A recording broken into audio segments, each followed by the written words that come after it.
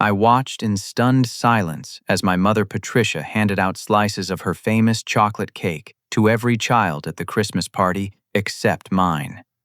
My 8-year-old son Tyler stood beside me, his small hand gripping my sleeve as his cousins devoured their second helpings.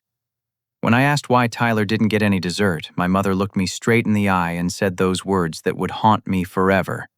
Only family gets to eat. My sister Karen's 3 children giggled with frosting-covered faces while my son's eyes filled with tears. Without a word, I helped Tyler put on his winter coat and we walked out into the cold December night. The drive home that evening felt like the longest 20 minutes of my life. Tyler sat quietly in the back seat, staring out the window at the Christmas lights decorating our suburban neighborhood in Ohio. I kept glancing in the rearview mirror, watching his small silhouette against the passing streetlights, wondering how I had failed to protect him from this humiliation. This wasn't the first time my mother had shown favoritism, but it was the most blatant. 2 years earlier, when my marriage to Amanda fell apart after I discovered her affair with her personal trainer, Patricia, had made it clear whose side she was on. She had loved Amanda like the daughter she never had, always praising her, cooking her style, her career as a marketing executive. When Amanda moved out of our house on Maple Street and filed for divorce, Patricia didn't hide her disappointment in me.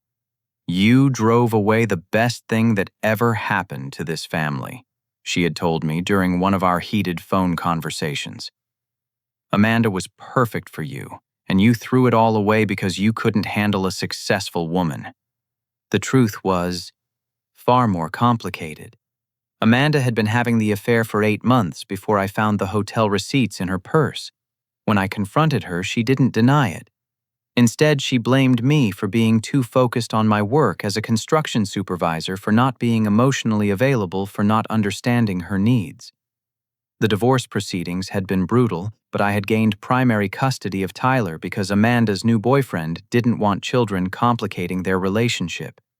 Since the separation, Patricia had gradually begun excluding Tyler from family traditions. Last Easter, she had organized an egg hunt but claimed she forgot to hide eggs for Tyler. During Karen's birthday party in July, there had been goodie bags for all the children except my son. Each incident was explained away as an oversight, a simple mistake, but the pattern was becoming impossible to ignore. I had hoped this Christmas would be different.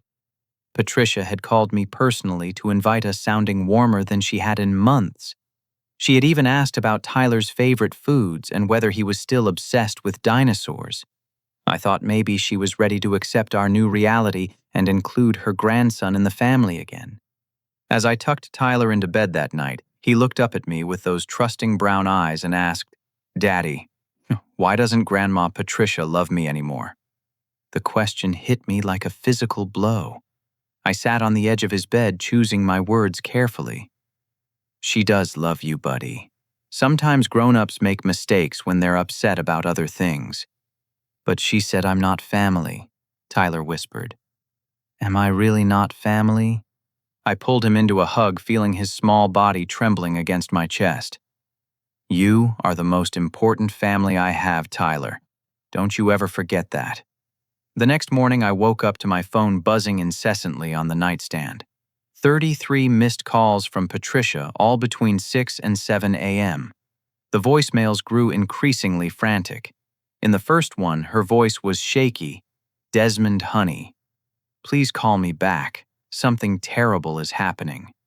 By the 10th message, she was sobbing. "They're here, Desmond. They're sealing everything. The house, the business, everything. Please, I need your help. I need you to come over right now." The final voicemail was barely coherent. "Please, Desmond, I know we've had our differences, but you're my son. Family has to stick together. They're saying I might go to jail. Please." I stared at the phone, remembering Tyler's tear-stained face from the night before. After a moment, I typed a simple response, "Shh, we're not family." But even as I sent the message, a nagging feeling in my gut told me this was bigger than just Patricia's comeuppance. I decided to drive by her house on Elm Street, the same house where Karen and I had grown up. The same house where my father had worked himself to death, trying to provide for his ungrateful family. What I saw there changed everything. Federal agents were loading boxes into unmarked vans while Patricia sat on her front porch steps, still in her bathrobe, talking to a man in a suit who was taking notes. The Christmas wreath on her door looked absurdly cheerful against the backdrop of what was clearly a serious federal investigation. I parked across the street and watched as they carried out filing cabinets, computers, and boxes of documents. Whatever Patricia had done, it was serious enough to warrant this level of attention from law enforcement. Part of me felt a twisted satisfaction seeing her distress after how she had treated Tyler, but another part of me wondered what this meant for our family. My phone rang again. This time it was Karen. "Desmond, thank God," she said, her voice tight with panic. "Have you seen Mom's house? There are FBI agents everywhere. She's been calling me nonstop, begging me to bring the kids over, saying she needs to see them one more time before they take her away. I don't understand what's happening." "I don't know either," I admitted, watching as Patricia spotted my truck and began waving frantically at me. "But after last night, I'm not sure I care." "Last night?" Karen's voice sharpened. "What happened last night?" I told her about the dessert incident, about Patricia's cruel words to Tyler, about our quiet exit from the party. There was a long silence on the other end of the line. Finally, Karen spoke, her voice small and guilty. "Desmond, there's something I need to tell you. Something I should have told you a long time ago." That's when the first bomb dropped, and I realized that Patricia's cruelty to Tyler was just the tip of a very deep and very dangerous iceberg. Karen agreed to meet me at the coffee shop on Main Street, away from the chaos surrounding Patricia's house. She looked haggard when she arrived, her usually perfect blonde hair pulled back in a messy ponytail, dark circles under her green eyes. We found a corner booth away from the other customers, and she immediately pulled out her phone. "Before I show you this, I want you to know that I never agreed with what Mom was doing." She began, her fingers trembling as she scrolled through her messages. "But I was scared, Desmond. She threatened to cut us off completely if I didn't go along with it." She handed me her phone, and I stared at a text conversation between her and Patricia that dated back 6 months. The messages made my blood run cold. "Karen, we need to document everything. Read one message from Patricia. Take photos when Desmond picks up Tyler. Notice if his clothes are dirty, if he seems tired, anything that could show neglect." Karen had responded, "Mom, I don't think Desmond is neglecting Tyler. He seems happy and healthy every time I see him." Patricia's reply was swift and cold. "Don't be naive. Desmond has always been irresponsible. Tyler would be better off with Amanda. She has a stable job and a nice apartment. Plus, she actually wants what's best for that boy." The conversation continued with Patricia instructing Karen to start documenting concerning behavior from me, to take pictures during family gatherings that could be misinterpreted, and to report back on Tyler's comments about our home life. "She's been meeting with Amanda regularly." Karen confessed, unable to meet my eyes.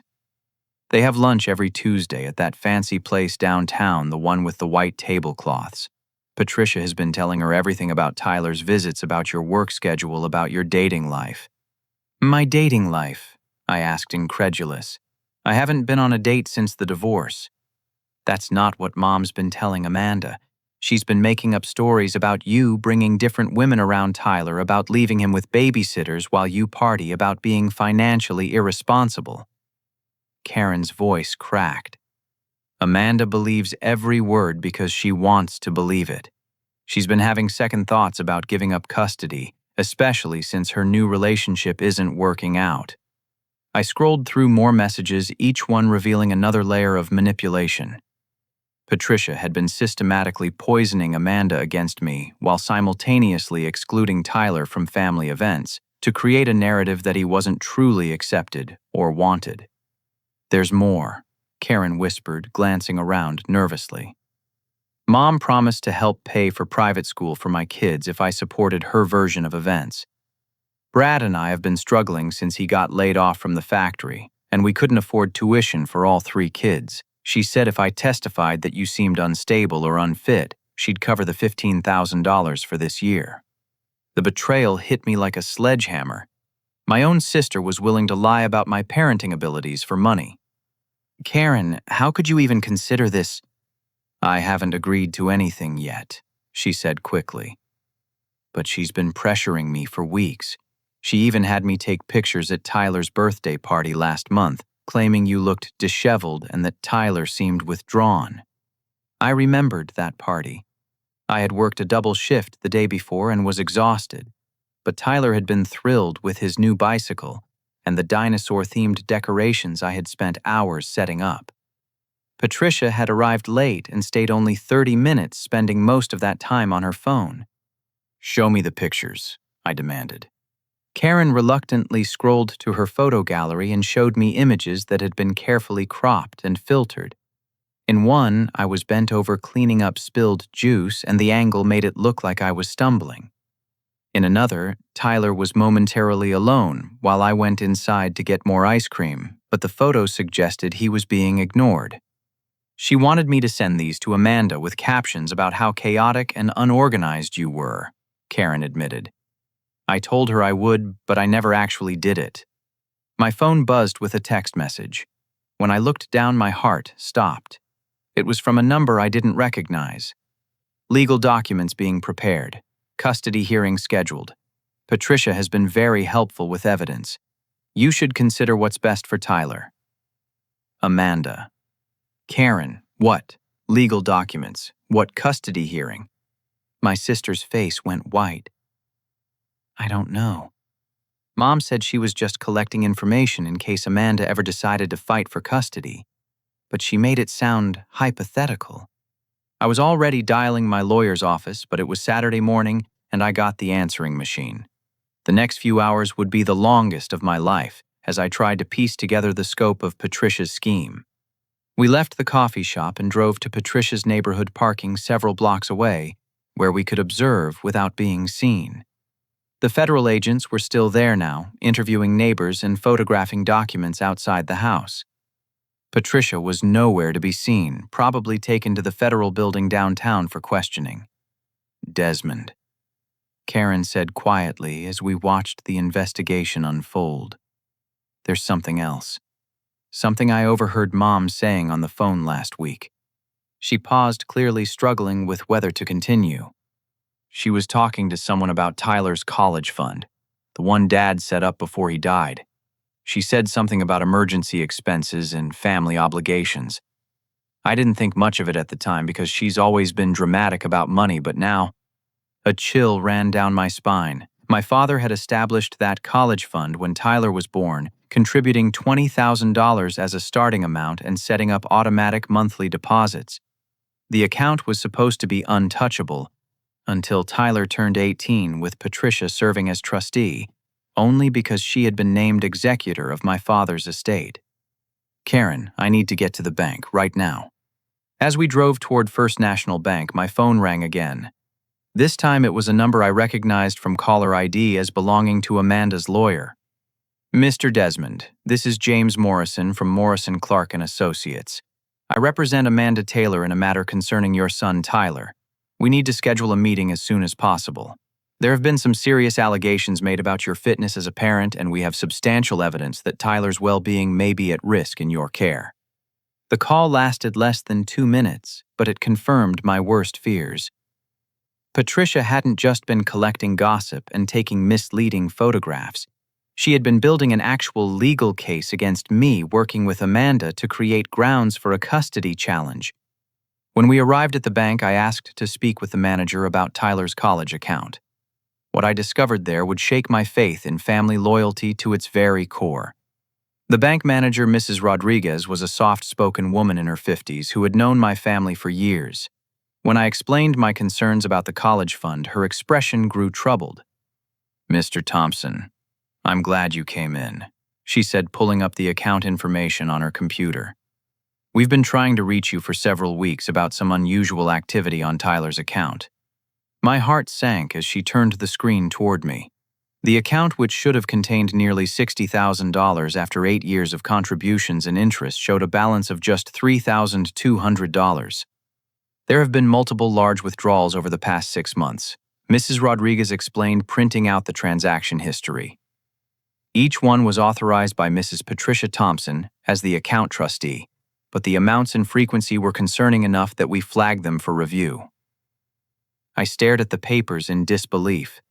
$15,000 in June, $20,000 in August, $12,000 just 2 weeks ago. Each withdrawal had been labeled as educational expenses or family emergency funds. Did she provide documentation for these expenses? I asked, my voice hoarse with anger.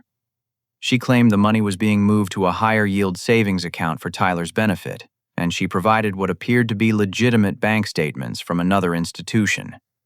However, when we called to verify those statements last week, we discovered the account numbers were fabricated. Karen gasped beside me. Mom stole Tyler's college money. Mrs. Rodriguez nodded grimly. I'm afraid so. We've already reported this to our fraud department and the authorities. The FBI agents who came by yesterday were very interested in these transactions. So that explained the federal investigation. Patricia hadn't just been manipulating family relationships. She had been committing actual financial crimes. There's more, Mr. Thompson, Mrs. Rodriguez continued. Mrs. Thompson opened several credit cards using Tyler's social security number about 3 months ago. We became aware of this when one of the credit companies called to verify employment information, since Tyler was listed as working at a real estate office. Identity theft on top of embezzlement. My 8-year-old son apparently had better credit than most adults thanks to his grandmother's criminal activities. How much total debt did she create in his name? I asked.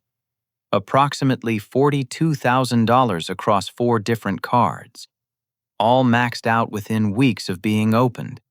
I felt Karen's hand on my shoulder as the room began to spin. Not only had Patricia stolen Tyler's college fund, but she had also destroyed his credit before he even knew what credit was. There's something else you need to know, Mrs. Rodriguez said gently. Yesterday morning, Mrs. Thompson came in trying to withdraw the remaining funds from Tyler's account. We had already frozen the account pending investigation, but she became very agitated when we refused the transaction. She kept saying she needed the money for legal fees and that Tyler would understand when he was older. Legal fees for the custody case against me.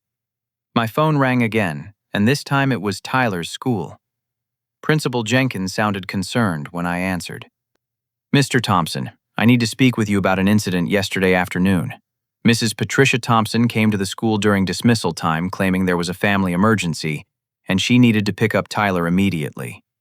My blood turned to ice. What did you tell her? We followed protocol and refused to release Tyler to anyone not on his approved pickup list, but Mrs. Thompson became quite upset. She insisted that she was Tyler's grandmother and had every right to see him. She also made some concerning statements about Tyler's home situation that I feel obligated to report. What kind of statements? She claimed that Tyler had been coming to school hungry and tired, that his clothes were often dirty, and that he had been talking about being scared at home. She said she was worried about his safety and wanted to have him evaluated by our school counselor. None of that was true. Tyler was a happy, healthy kid who loved school and had never shown any signs of distress beyond normal childhood emotions. Principal Jenkins, none of that is accurate. Tyler has never come to school hungry or inappropriately dressed. This is part of a larger family issue that's currently being resolved. I understand Mr. Thompson and I want you to know that Mrs. Henderson, Tyler's teacher, immediately contradicted Mrs. Thompson's claims. She told me that Tyler is one of her happiest and most well-cared-for students. However, I am required by law to report these allegations to Child Protective Services, even though we don't believe them to be true. So, Patricia had been targeting Tyler's school as well, trying to create an official record of neglect allegations from educational professionals. The web of lies was more extensive than I had imagined. After hanging up, I called my lawyer's emergency line and finally reached him at home. David Chen had handled my divorce and was familiar with Patricia's interference in my relationship with Amanda. Desmond. I was going to call you on Monday, he said.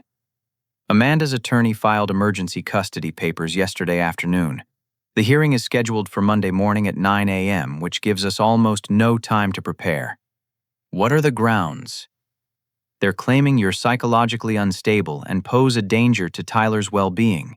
They have affidavits from your mother and potentially your sister alleging that you've been neglecting Tyler, bringing inappropriate people around him and showing signs of mental instability.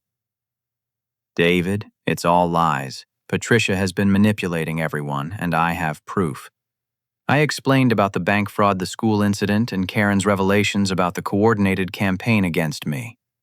David listened without interrupting, taking notes. This is actually good news in some ways, he said when I finished. If we can prove that Patricia orchestrated false allegations as part of a criminal scheme, it will completely undermine Amanda's case. But we need to move fast. Can you get Karen to sign an affidavit explaining what really happened? I looked at my sister, who had been listening to my side of the conversation with growing alarm.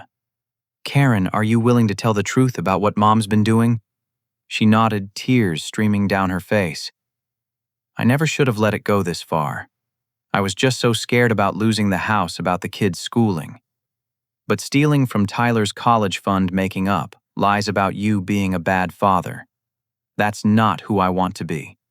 We spent the rest of the day at David's office preparing affidavits and gathering evidence. But as we worked, I couldn't shake the feeling that we were still missing pieces of Patricia's larger scheme. The federal investigation suggested crimes beyond just stealing from Tyler's college fund. That evening, as I tucked Tyler into bed, he asked about the phone calls and the tension he had sensed throughout the day. Daddy, are you in trouble? No, buddy. But Grandma Patricia did some things that weren't right, and now some people need to figure out how to fix it. Is that why she was mean to me at the party? I sat on the edge of his bed wondering how to explain adult malice to a child. Sometimes when grown-ups are scared or angry about other things, they make bad choices. It doesn't mean you did anything wrong. Tyler was quiet for a moment. I don't want to see Grandma Patricia anymore. That's okay, Tyler. You don't have to see anyone who makes you feel bad about yourself. As I turned off his light and closed his door, my phone rang one more time. This time it was someone I didn't expect the private investigator Patricia had hired to follow me. Mr. Thompson, my name is Robert Walsh. I think we need to talk. Robert Walsh agreed to meet me at an all-night diner on the outskirts of town, away from anyone who might recognize us. He was a tall, lean man in his 60s with graying hair and tired eyes that had seen too much of humanity's darker side. When he slid into the booth across from me, he placed a thick manila folder on the table between us. I've been in this business for 25 years, he began, his voice gravelly from too many cigarettes. I've followed cheating spouses, deadbeat parents, insurance fraudsters, you name it. But I've never been asked to manufacture evidence against an innocent man, and I won't start now. He opened the folder and spread out dozens of photographs, me leaving work sites, picking Tyler up from school grocery shopping, playing catch in our backyard. Normal, everyday activities that had been documented with the precision of a criminal surveillance operation. Your mother hired me 6 weeks ago, Walsh continued. She told me she was concerned about her grandson's welfare and needed documentation of your daily routine to determine if Tyler was being properly cared for. She paid me $5,000 up front and promised another $5,000 when I delivered what she called actionable evidence.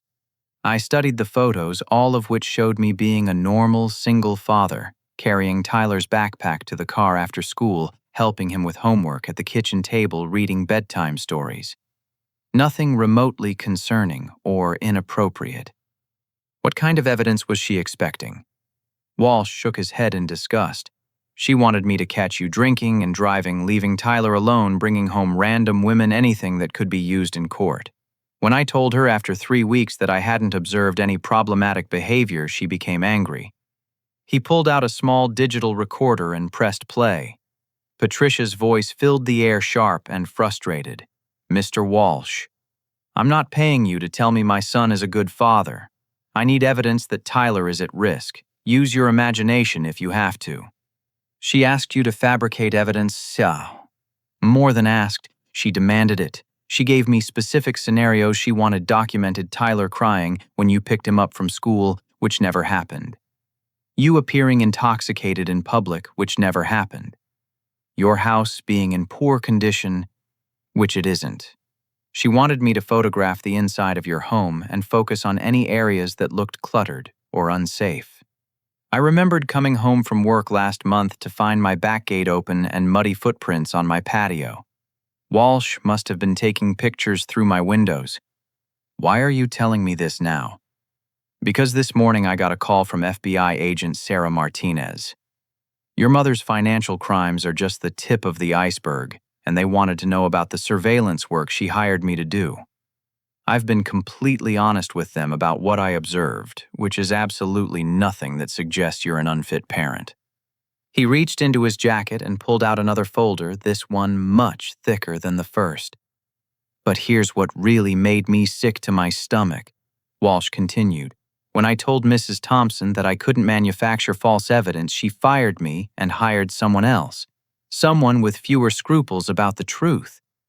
The second folder contained photographs that made my heart race with anger. They showed Tyler at school, at the playground near our house, even inside our local McDonald's where we went for treats on Friday nights. But these photos were different. They had been edited and manipulated to suggest troubling scenarios that never happened. One photo showed Tyler sitting alone at a lunch table, cropped to remove the friends sitting just outside the frame. Another showed him with what appeared to be a bruise on his arm, but I recognized it as the temporary dinosaur tattoo he had begged for at a street fair. The editing was sophisticated enough to pass casual inspection, but sloppy enough that a forensic expert could easily identify the manipulation. Who did she hire to replace you? A guy named Marcus Cole. He used to work for some divorce attorneys before he lost his license for falsifying evidence. He operates out of a strip mall office and doesn't ask questions as long as the check clears. Walsh handed me a business card with Cole's information. Agent Martinez wants to speak with you first thing Monday morning before your custody hearing. She's building a federal case against your mother that goes far beyond stealing from Tyler's college fund. How much further? Embezzlement from multiple sources, identity theft involving at least 6 different family members, mail fraud related to the fake bank statements, and conspiracy charges related to the custody case. If convicted on all counts, she could face 15 to 20 years in federal prison. The scope of Patricia's crimes was staggering. She hadn't just targeted me. She had been systematically defrauding family members and using the proceeds to fund her campaign against my custody rights. There's something else, Walsh said, lowering his voice even though the diner was nearly empty. Your ex-wife Amanda isn't just a victim in this. She's been actively participating in the scheme. He showed me bank records indicating that Patricia had been paying Amanda's rent and credit card bills for the past 4 months, totaling nearly $15,000. In exchange, Amanda had agreed to file for emergency custody and provide testimony about my alleged unfitness as a parent. They've been planning this for months, Walsh explained. The Christmas party incident was meant to be the final provocation, something that would make you lose your temper in front of witnesses. When you walked away quietly instead of causing a scene, it actually hurt their case. My phone buzzed with a text message from David Chen. Emergency hearing moved to tomorrow morning at 8 a.m. Amanda's team is claiming you've made threats against Tyler's safety. Meet me at my office at 6 a.m. to prepare. I showed the message to Walsh, who grimaced. They're accelerating the timeline because they know the federal investigation is closing in, he said. But Mr. Thompson, you need to understand something. Even with all this evidence of your mother's crimes, the custody hearing is a separate matter. The judge will be primarily concerned with Tyler's welfare, not with punishing Patricia for her fraud. What does that mean? It means we need to focus on proving that you're a good father, not just that Patricia is a criminal. The manipulated photographs, the false allegations, the coached testimony from Amanda, all of that creates reasonable doubt about their claims, but you still need to affirmatively demonstrate that Tyler is safe and happy in your care. We spent the next hour going through every piece of evidence Walsh had collected, organizing it into a coherent timeline that showed the progression of Patricia's scheme. By the time we parted ways, I had enough documentation to prove that my mother had orchestrated an elaborate conspiracy to steal my son. But as I drove home through the empty streets, I couldn't shake the feeling that we were still missing something crucial. Patricia was many things: manipulative, cruel, vindictive, but she wasn't stupid. The financial crimes Walsh described were serious enough to ruin her life. Why would she risk everything just to hurt me? The answer came to me as I pulled into my driveway and saw the light still on in Tyler's bedroom window. This wasn't just about punishing me for the divorce or for standing up to her manipulation. This was about Tyler himself. Patricia had lost control over Amanda when the affair ended the marriage. She had lost influence over me when I refused to let her dictate the terms of my relationship with my son. Tyler represented her last chance to maintain power over someone in the family, and she was willing to commit federal crimes to get custody of him. As I quietly checked on Tyler, who was sleeping peacefully with his favorite stuffed dinosaur, I realized that tomorrow's hearing wasn't just about legal custody. It was about whether my mother would succeed in her final act of manipulation, or whether justice would finally catch up with her decades of controlling behavior. The next morning would bring revelations that none of us saw coming. Agent Sarah Martinez met me at David Chen's law office at 5:30 in the morning, 2 hours before the emergency custody hearing. She was a sharp-eyed woman in her early 40s with the no-nonsense demeanor of someone who had seen every type of financial crime imaginable. "Mr. Thompson, we need to move quickly." She began spreading federal documents across David's conference table. "The warrant for your mother's arrest will be executed at 7 a.m. 30 minutes before your hearing begins.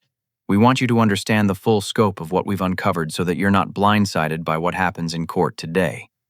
The document she showed me painted a picture of criminal activity that stretched back nearly 3 years. Patricia hadn't just stolen from Tyler's college fund. She had been systematically embezzling from the real estate company my father had left her, using her position as executor of his estate to drain accounts meant for multiple beneficiaries. "Your father set up education trusts for all of his grandchildren, not just Tyler," Agent Martinez explained. "Patricia was supposed to be managing nearly $200,000 total. As of last week, only $37,000 remains across all accounts. I thought about Karen's 3 children, my cousin Michael's 2 kids, and my uncle Robert's daughter. Their college funds had been stolen too. She also used Tyler's identity to open business credit lines for the real estate company," the agent continued. "When those maxed out, she moved on to your identity, then Karen's, then your cousin Michael's. We've identified fraudulent accounts totaling over $300,000. David whistled low. "She's been running a family-wide identity theft ring." "It gets worse," Agent Martinez said. "We believe she's been planning to flee the country with whatever liquid assets she could gather. She applied for a passport renewal last month and made inquiries about selling her house to a cash buyer." The custody case suddenly made sense in a new light. If Patricia could gain legal guardianship of Tyler, she could access his trust funds, legitimately use him as a shield against prosecution, and potentially take him with her if she decided to run. "What about Amanda's involvement?" I asked. "Your ex-wife claims she didn't know about the financial crimes," Agent Martinez replied. "She insists that Patricia told her the money she received was from a legitimate inheritance dispute. However, we have bank records showing that Amanda deposited checks totaling $28,000 over the past 4 months, all drawn from accounts that Patricia had no legal right to access." David frowned. "That's conspiracy to commit fraud even if Amanda claims ignorance." "Exactly. Which is why Amanda's attorney called us at midnight asking about a plea deal. She's willing to withdraw the custody petition and provide testimony against Patricia in exchange for reduced charges." My phone buzzed with a text from Karen. "FBI at Mom's house. She's in handcuffs. What do I tell the kids? Some ups."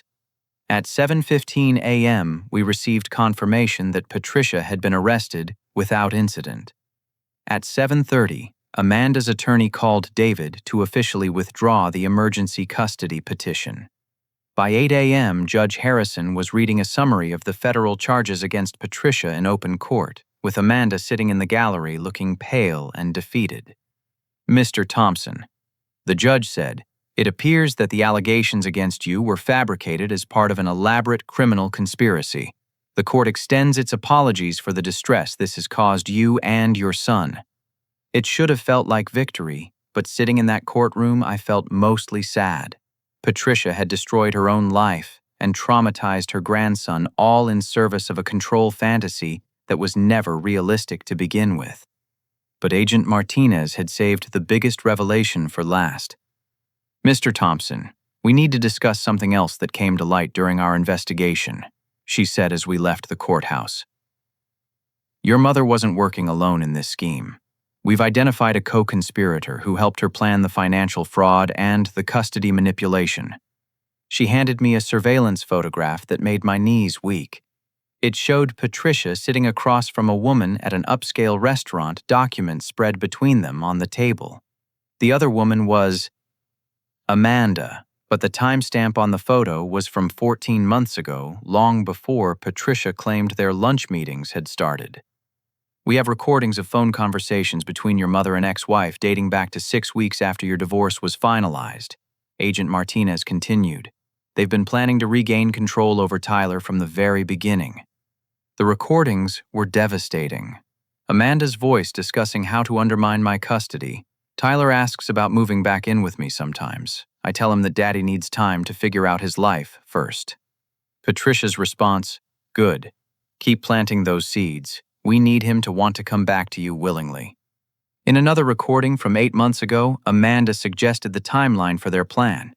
"I think we should wait until after Christmas to file the papers. Tyler will be more settled in school, and Desmond usually gets overwhelmed during the holidays. He'll be more likely to make mistakes we can document." They had been planning the Christmas party humiliation as a triggering event for nearly a year. "Why is Amanda cooperating now?" I asked. "Because she realized that Patricia never intended to share custody with her," Agent Martinez explained. "We found documents in Patricia's house outlining plans to have Amanda declared an unfit mother after gaining custody of Tyler. Your mother wanted sole guardianship so she could disappear with him and the remaining trust fund money. Amanda had been as manipulated as everyone else, just in a different way." That afternoon, Robert Walsh called with more evidence that sealed Patricia's fate. "The FBI raided Marcus Cole's office this morning," he reported. "They found hard drives full of doctored photos and videos, not just of your family, but of dozens of other families involved in custody disputes. Patricia was paying him to create false evidence that she could sell to other vengeful parents and grandparents. She had been running a business manufacturing fake evidence for custody cases using the techniques she developed while targeting me as a prototype for a larger criminal enterprise." How many families were affected? At least 37 that we know of so far. Some cases involved parents trying to gain custody from ex-spouses. Others involved grandparents fighting adult children for access to grandchildren. Patricia was charging between $5,000 and $15,000 per case, depending on how much fabricated evidence the client wanted. The scope of her crimes was staggering. What had started as a personal vendetta against me had evolved into a full-scale criminal operation targeting families across 3 states. As the sun set on what should have been one of the worst days of my life, I found myself feeling something unexpected relief. Not just because the custody threat was over, but because the truth was finally out in the open. For years, I had questioned myself, wondering if Patricia's criticism of my parenting was justified, if I really was failing Tyler somehow. Now I knew that her cruelty had never been about protecting Tyler or helping our family. It had been about money and control, the 2 things that had always mattered most to her. But the biggest revelation was still to come, and it would change how I understood our family dynamics forever. The federal courthouse in downtown Cincinnati was buzzing with activity on Monday morning, 3 days after Patricia's arrest. I arrived early for what Agent Martinez had described as a comprehensive debriefing session, to discover that I wasn't the only family member who had been summoned. Karen was already there, looking exhausted and guilty. My cousin Michael sat beside her, his face grim as he reviewed a stack of financial documents. Uncle Robert paced near the windows, occasionally muttering under his breath about that manipulative witch. Even my elderly Aunt Dorothy, my father's sister, had flown in from Phoenix after learning that her late husband's pension benefits had been redirected to accounts controlled by Patricia. Agent Martinez entered with 3 other federal agents and a prosecutor from the U.S. Attorney's Office. The scope of the case had grown beyond anything I could have imagined. "Ladies and gentlemen," the prosecutor began, "we're here today because Patricia Thompson's crimes extend far beyond simple embezzlement. We've uncovered a criminal enterprise that has been operating for nearly 5 years, targeting not only your family, but dozens of others across multiple states." She clicked a remote and a presentation screen displayed a complex organizational chart showing connections between Patricia Marcus Cole, Amanda, and several other individuals I didn't recognize. "Mrs. Thompson developed what we're calling a custody manipulation network," the prosecutor continued. "She identified vulnerable families going through divorces or custody disputes and offered her services as a family advocate who could help gather evidence to support their cases." The chart showed connections to 17 different law firms, 43 private investigators, and over 200 individual cases spanning Ohio, Kentucky, Indiana, and West Virginia. She charged clients between $10,000 and $50,000 to manufacture evidence supporting their custody claims, Agent Martinez added. The services included falsified photographs, coached witness testimony, fabricated medical and school records, and in some cases staging incidents that could be used as evidence of abuse or neglect. Uncle Robert stopped pacing. "Are you saying she was doing this to other families while she was targeting Desmond?" "Not just while she was targeting him," the prosecutor replied. "We believe the initial scheme against Mr. Thompson was her testing ground. She used his situation to develop and refine techniques that she later packaged and sold to other clients." The room fell silent as the implications sank in. My family's pain had been Patricia's business development opportunity. "How much money are we talking about?" Michael asked. Agent Martinez consulted her notes. "Gross revenue of approximately $1.7 million over 4 years. After expenses and payouts to co-conspirators, Mrs. Thompson personally profited nearly $800,000. Karen gasped. "Where did all that money go?" "Offshore accounts in the Cayman Islands and Switzerland," the prosecutor replied. "She was preparing to liquidate her remaining U.S. assets and disappear. We believe Tyler was meant to serve as both a human shield against prosecution and a legitimate reason for her to leave the country permanently." The final piece of the puzzle clicked into place. Patricia hadn't just wanted custody of Tyler for emotional or financial reasons. She had planned to use him as cover for fleeing federal prosecution. "We also discovered something else during our investigation," Agent Martinez said, her voice gentler now. "Mrs. Thompson has been systematically destroying family relationships for profit. She identified families where she could create or exacerbate conflicts, then positioned herself to benefit from the chaos." She pulled out another folder, this one containing documents that dated back nearly 6 years. "Mr. Thompson, do you remember when your marriage to Amanda first began having problems?" "About 3 years ago," I said. "Amanda started complaining that I was working too much, not paying enough attention to her emotional needs." Did those complaints seem to come out of nowhere? I thought back to that time period. Amanda and I had been happy, or so I thought. We had just bought our house, Tyler was thriving in kindergarten, and my construction business was growing steadily. Then suddenly, Amanda became critical and distant, accusing me of things that seemed to come from nowhere. Patricia was feeding Amanda those complaints, Agent Martinez revealed. "We found records of weekly phone conversations between them starting 6 months before Amanda began expressing dissatisfaction with your marriage. Your mother was systematically undermining your relationship." "Why would she do that?" "Because divorced families were her target market," the prosecutor explained. "She needed a steady supply of custody disputes to fuel her business. When she couldn't find enough natural clients, she created them by destroying stable marriages. The betrayal was so comprehensive, so calculated, that I felt physically sick." Patricia had destroyed my marriage specifically to create the custody conflict that would allow her to test and develop her criminal services. She did the same thing to at least 12 other couples in our investigation, Agent Martinez continued. She would identify happily married families with children and significant assets, then gradually introduce conflicts that led to divorce and custody battles. Once the families were fractured, she would approach both sides, offering to help them win custody of their children. Karen was crying now, the full scope of our mother's manipulation finally clear. She destroyed our family for money.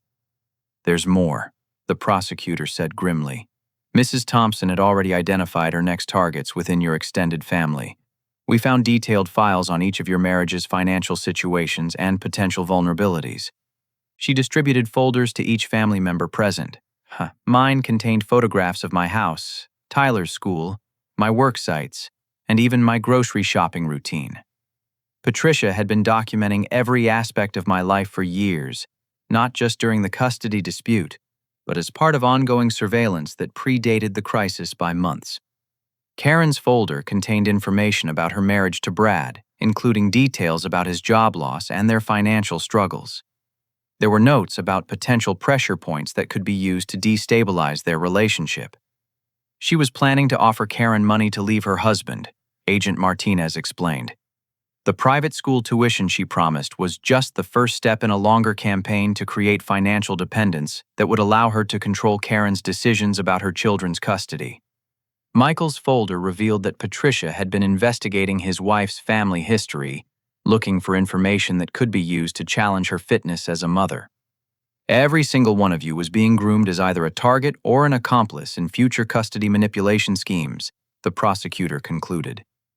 Mrs. Thompson saw your family relationships not as personal connections but as business opportunities. Uncle Robert sat down heavily, his face pale. She's been planning to destroy all of us. The good news, Agent Martinez said, is that we've disrupted her operations completely. The bad news is that the damage she's already caused will take years to fully understand and address. She handed me a final document, a comprehensive list of financial accounts that would need to be audited, family relationships that would require professional counseling to repair, and legal proceedings that would stretch on for months or years. Mr. Thompson, you should know that your decision to walk away quietly from the Christmas party may have saved not just your own family, but dozens of others. If you had reacted with anger or confrontation, it would have given her the evidence she needed to complete her case against you and validate her business model. As we left the federal building that afternoon, I realized that justice was more complicated than I had hoped. Patricia would face decades in prison, the stolen money would eventually be recovered, and the falsified evidence in custody cases across multiple states would be exposed and corrected. But the human cost of her crimes couldn't be quantified or easily repaired. Families had been destroyed, children had been traumatized, and trust between parents and grandparents had been shattered in ways that might never fully heal. Walking toward my car, I felt Tyler's small hand slip into mine. He had spent the day with Mrs. Henderson, his teacher, while I dealt with the legal proceedings. Daddy, are the bad people going to leave us alone now? Yes, buddy. They're going to leave us alone. Good. Can we go home and play dinosaurs? As we drove through the familiar streets of our neighborhood, I realized that healing would begin with the simple act of returning to normal life. The elaborate conspiracy that had threatened to tear us apart was over, but the most important victory was also the simplest. Tyler and I were going home together. 6 months later, I stood in the same federal courthouse where Patricia's crimes had first been exposed. But this time, the atmosphere was completely different. The gallery was packed with families whose lives had been affected by my mother's custody manipulation network, all of them present to witness the conclusion of one of the most complex family fraud cases in Ohio history. Patricia entered the courtroom in an orange jumpsuit, her once perfectly styled silver hair now gray and unkempt. The woman who had spent decades controlling every aspect of our family's dynamics looked small and defeated as she faced Judge William Brennan for sentencing. The prosecutor stood to address the court. Your Honor, Patricia Thompson orchestrated a criminal enterprise that destroyed families for profit over a period of nearly 5 years. Her actions resulted in the fraudulent separation of children from loving parents, the theft of over $1.7 million in family assets, and the manipulation of custody proceedings in 47 separate cases across 4 states. Judge Brennan reviewed the thick file before him, which contained victim impact statements from 32 families whose lives had been shattered by Patricia's schemes. "Mrs. Thompson," he said, looking directly at my mother, "your crimes represent a particularly cruel betrayal of the trust that families place in their elders. You used your position as a grandmother and family matriarch to exploit the most vulnerable relationships in our society for financial gain." Patricia's attorney had argued for leniency, claiming that her actions were motivated by mental illness and genuine concern for family welfare. But the evidence of systematic criminal planning, offshore financial accounts, and detailed operational documents proved that every aspect of her scheme had been calculated and deliberate. "The court sentences you to 12 years in federal prison, followed by 5 years of supervised probation," Judge Brennan announced. "You will also pay restitution of $1.9 million to the victims of your crimes and perform 2,000 hours of community service upon your release." I felt no satisfaction watching Patricia receive her sentence, only a deep sadness for the family relationships that could never be fully repaired. But I also felt something else: relief that Tyler would grow up knowing that justice existed, that people who hurt children and families eventually faced consequences for their actions. After the sentencing, I drove to Tyler's elementary school for his spring concert. Mrs. Henderson had told me that he had been chosen to sing a solo in the 3rd grade performance, and I wouldn't miss it for anything. Sitting in the school auditorium, watching my son stand confidently on stage and sing about friendship and kindness, I reflected on how much our lives had changed. The college fund that Patricia had stolen had been fully recovered and placed in a new trust account with independent oversight. Tyler's credit had been cleared, and the fraudulent accounts opened in his name had been closed with no lasting impact on his financial future. More importantly, Tyler himself had emerged from the trauma stronger and more secure in our relationship. Child psychologist Dr. Sarah Mitchell had worked with us for 3 months to help him understand what had happened and why, always emphasizing that none of the adult conflicts were his fault or responsibility. "Tyler has remarkable resilience," Dr. Mitchell had told me during our final session. "Children who experience family betrayal but have at least one consistently supportive parent usually develop stronger emotional intelligence and better conflict resolution skills than their peers. This experience, while painful, may actually serve him well in the future." Karen and her family had also begun the healing process. Brad had found a new job at a manufacturing plant with better benefits than his previous position, and they had decided to homeschool their children for a year, while everyone adjusted to the new family dynamics. Karen attended weekly therapy sessions to address the guilt and manipulation she had experienced, and she had become one of my strongest supporters in rebuilding our family relationships. "I should have stood up to Mom years ago," she had told me during one of our regular coffee meetings. "I was so afraid of losing her approval that I forgot what was really important." Amanda had also faced consequences for her role in Patricia's scheme. While she avoided prison time through her cooperation with federal investigators, she was required to pay restitution and complete 200 hours of community service. More significantly, she had voluntarily entered counseling to address the psychological manipulation she had experienced. "I want you to know that I never stopped believing you were a good father," she had said during our one face-to-face conversation after the trial. Patricia convinced me that Tyler would be better off with more stability, but I realized now that I was just as manipulated as everyone else. I had forgiven Amanda not because her actions were excusable, but because holding on to anger would only hurt Tyler in the long run. They maintained a limited relationship through supervised visits twice a month, which allowed Tyler to maintain connection with his mother while protecting him from further manipulation. The most surprising development had been my growing relationship with Robert Walsh, the private investigator who had exposed Patricia's scheme. He had decided to leave investigative work and become an advocate for families affected by custody manipulation. Together, we had started a support group that met monthly at the community center, bringing together parents who had experienced false allegations and judicial fraud. The hardest part isn't proving your innocence, Walsh often told new group members. It's learning to trust your own judgment again after someone you love tried to convince you that you were a terrible parent. Tyler finished his solo to enthusiastic applause from the audience, and I felt tears on my cheeks as I stood to cheer for him.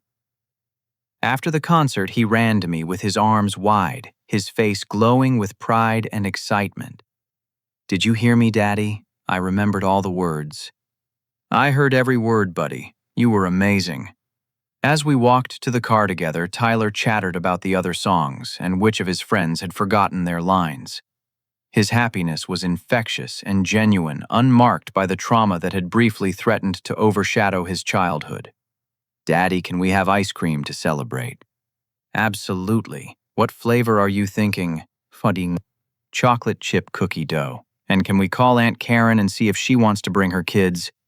The simple request illustrated how completely Tyler had healed from Patricia's attempts to fracture our family. Instead of viewing family gatherings with suspicion or anxiety, he actively sought opportunities to strengthen our connections with the relatives who had proven themselves trustworthy. That evening, as Karen's children played in our backyard while the adults prepared dinner together, I realized that Patricia's cruelest irony was that her attempts to control and manipulate our family had ultimately made us closer and stronger than we had ever been before. Uncle Desmond, Karen's youngest daughter Madison, asked during dinner, "Why don't we see Grandma Patricia anymore?" Karen and I had discussed how to handle these questions, always emphasizing truth appropriate to the children's ages. "Grandma Patricia made some bad choices that hurt people," I explained gently. "Sometimes when grown-ups make really bad choices, they have to go away for a while to think about what they did wrong." "Will she say she's sorry when she comes back?" "I don't know, Madison. But the important thing is that we're all here together now, taking care of each other." Tyler looked up from his plate. "And we have ice cream for dessert." The conversation moved naturally to lighter topics, school projects, summer vacation plans, and whether Tyler would be old enough for soccer camp next year. The normalcy was precious after months of legal proceedings and family upheaval. Later that night, after Karen and her children had gone home and Tyler was asleep, I sat in my living room reading victim impact statements from other families affected by Patricia's crimes. The prosecutor had asked me to review them as part of an ongoing investigation into similar custody manipulation networks in other states. The stories were heartbreaking and familiar grandparents who had been turned against their adult children through manufactured evidence, parents who had lost custody based on falsified reports, children who had been used as weapons in conflicts they didn't understand. But they were also stories of resilience and recovery of families who had rebuilt their relationships stronger than before. One statement particularly resonated with me. "We learned that the people who truly love our children will support our family through difficulties rather than trying to exploit our vulnerabilities for their own gain. The criminals who targeted us showed us by contrast what real family love actually looks like."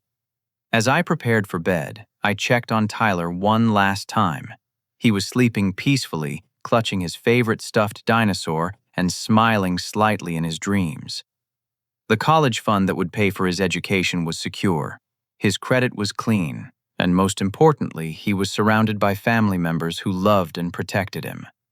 Patricia had spent years planning to destroy our family for profit, but her schemes had ultimately revealed which relationships were worth preserving and which were toxic illusions that needed to be dissolved.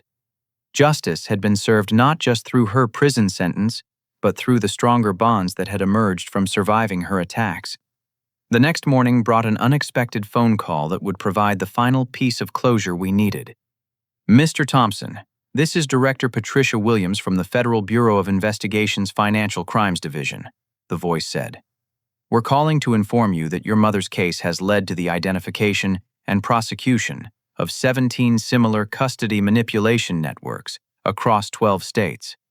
Your family's cooperation has been instrumental in protecting hundreds of other families from similar crimes. The ripple effects of our experience had extended far beyond our own family, helping to expose a widespread criminal enterprise that preyed on the most vulnerable aspects of human relationships." "Will there be additional trials or proceedings?" I asked. No, Mr. Thompson. Your involvement in this case is complete. We wanted you to know that the courage you showed in standing up to your mother's manipulation has had consequences far beyond your own situation. After hanging up, I felt a profound sense of completion. The ordeal that had begun with Patricia's cruel words to Tyler at a Christmas party had concluded with the dismantling of a national criminal network and the protection of countless other children. Tyler emerged from his bedroom, hair sticking up in multiple directions, rubbing sleep from his eyes. "Morning, Daddy. Can we make pancakes?" "Sure, buddy. Dinosaur shapes or regular circles?" "Dinosaur shapes. And can we invite Aunt Karen and her kids over again?" As we mixed batter and talked about our plans for the weekend, I realized that the most important lesson from our experience was also the simplest. Real family relationships are built on love, respect, and genuine care for each other's well-being. Everything else is just manipulation disguised as affection. 6 months after Patricia's sentencing, our family had not only recovered, but had grown stronger, more honest, and more committed to protecting each other from those who would exploit our bonds for selfish purposes. And Tyler had learned that sometimes the people who claim to love you the most are actually the ones you need protection from. But he had also learned that there are always people worthy of trust who will fight to keep you safe. Have you ever experienced a situation where someone you trusted tried to manipulate your relationships with other family members? How did you recognize the signs, and what steps did you take to protect the people you love? Share your story in the comments below. Your experience might help another family recognize similar warning signs before it's too late. Thank you for listening to this story about Justice Family and the importance of standing up for what's right, even when it's difficult. Remember to like this video if it resonated with you, subscribe for more stories about overcoming family challenges, and share this with anyone who might benefit from hearing about how manipulation tactics can be exposed and defeated. May your own family relationships be built on genuine love and mutual respect. And may you always have the courage to protect the people who matter most from those who would use them for selfish gain.